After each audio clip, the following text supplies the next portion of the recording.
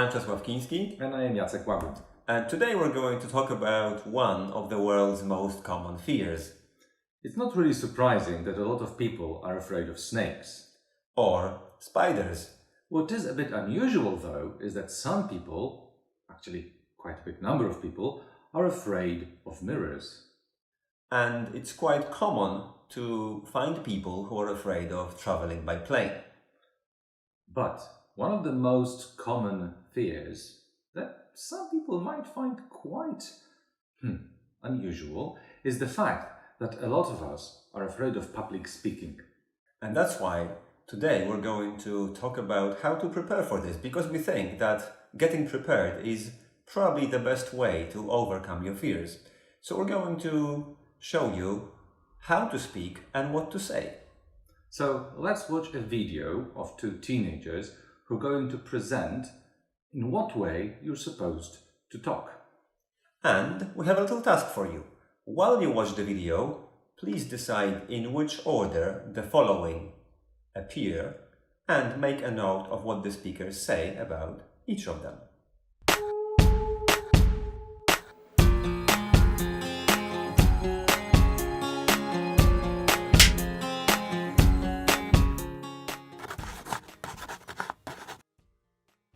We all have to speak in public sometimes. Maybe we need to give our ideas or answers to the rest of the class. At university, students often have to give presentations to show they understand something. At work, we may need to explain something to a group of colleagues or your bosses. Here are some of our ideas to help you give a good impression in these situations. First of all, stand up straight. When you stand up straight, you look confident and secure. Use hand gestures, but not too much, otherwise I won't be listening to what you're saying, they'll be looking at your hands. Look up at the people you're speaking to. This can help you keep their attention. It can also help you see if they're interested and understand. Speak at the right volume. Not too loud or they might be uncomfortable, but not too quiet either. Otherwise they won't understand what you're saying. So, in the video first, they talked about the body posture and how you need to stand up straight to look confident. And then they also mentioned using hands and that you have to use gestures, but not too much. Finally, they told you to use your eyes. Keep looking at your audience so that you help them pay attention to you.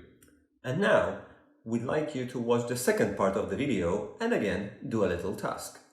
And decide which 4 of these ideas appear in the recording.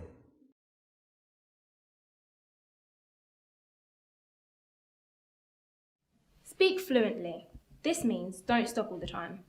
If you speak too slowly, people may lose interest. But speaking fluently doesn't mean speaking fast. If you speak too fast, it can be difficult for people to understand you. If you speak too fast, it can be difficult for people to understand you. Use intonation and stress to make yourself sound more interesting. If you speak like this, with no ups and downs, you can be seen as uninterested or uninteresting. By giving stress and emphasis on important words, you may get your message across easier. Of course, these are all things you need to remember in the middle of giving your talk.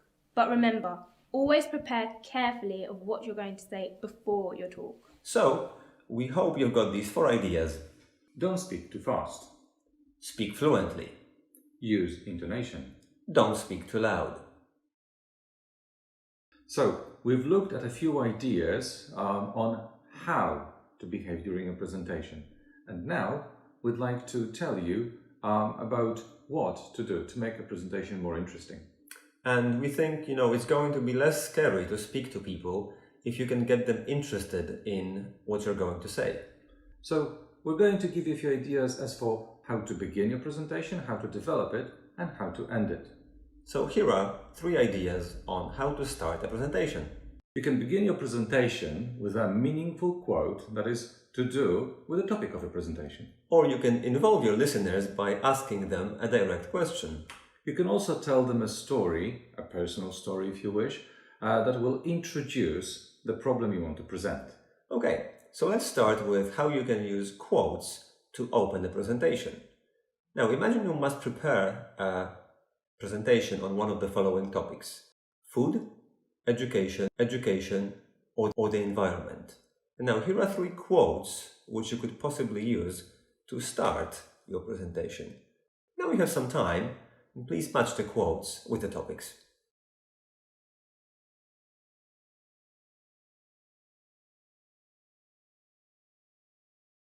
The next way in which you could begin a presentation is by asking your audience a personal question.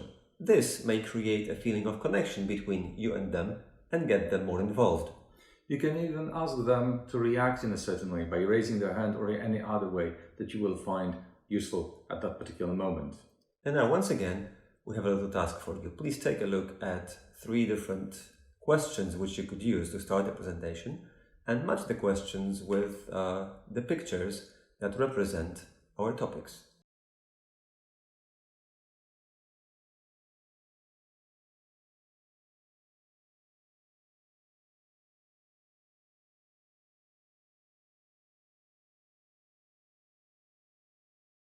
Another way in which you could start a presentation is by telling a story.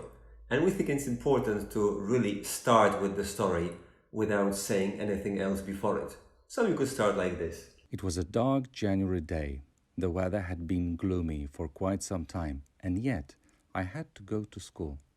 I was angry, and I clearly remember wishing I could have stayed at home on that day. I was walking really slowly, hoping to miss the bus to school. And I was thinking to myself that it would be so much better to stay at home and do the classes online. It's the 21st century, I murmured to myself. Why do we still have to leave home and go to school every day?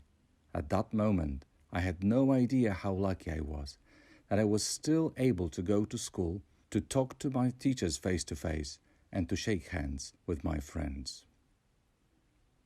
So we hope you'll be listening carefully, because we have another task for you. So please take a look at these 3 sentences and decide if they're true or false.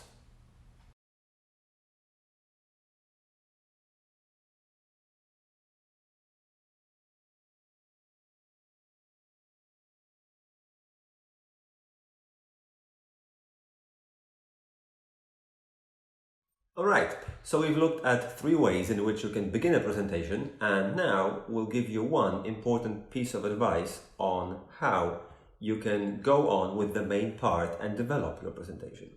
Well, in the beginnings, we showed you an idea, or we gave you an idea how to introduce the topic of food in your presentation. So if you want to continue, you have to organize your presentation from the most important argument you want to make to the least important argument. If you want to talk about how food can be good for you, you might start with telling everyone how healthy food keeps you fit and energetic. Then you may, outline the idea that eating together with your family and friends helps you feel happy.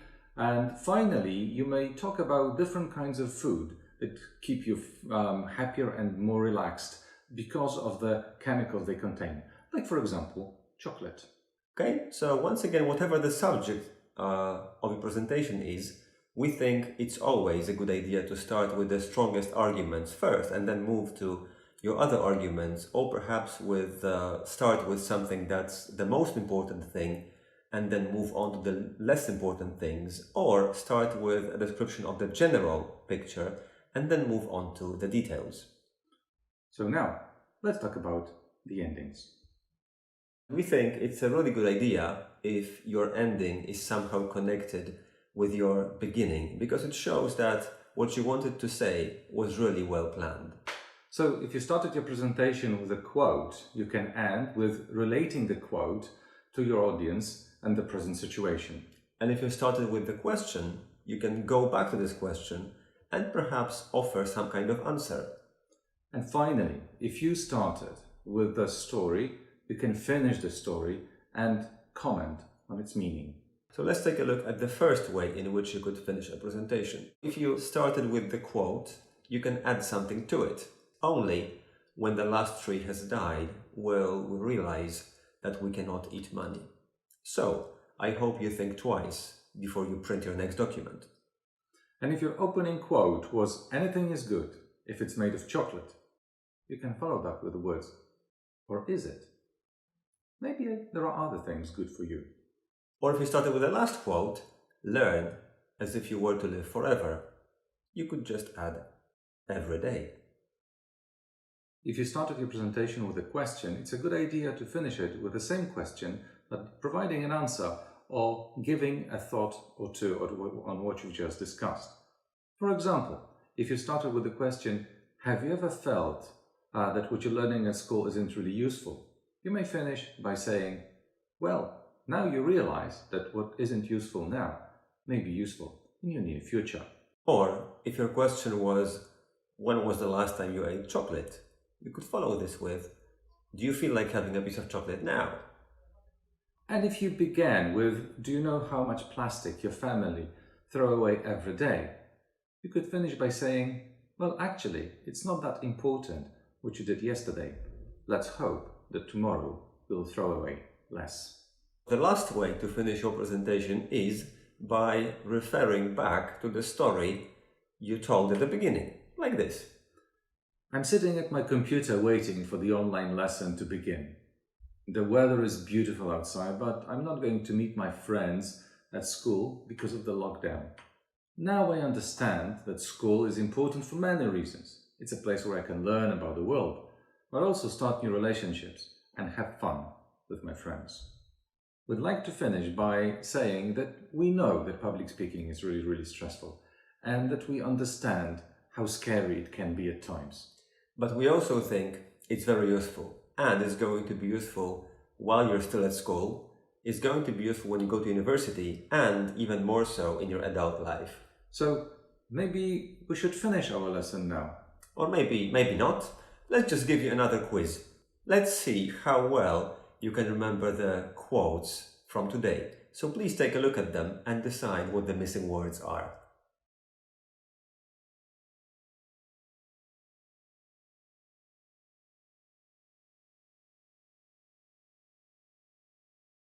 And now it's time for the real end of our lesson. We hope that your next presentation is not going to be scary at all. Or actually, that it can even be lots of fun for you. Thank you. Bye! Bye.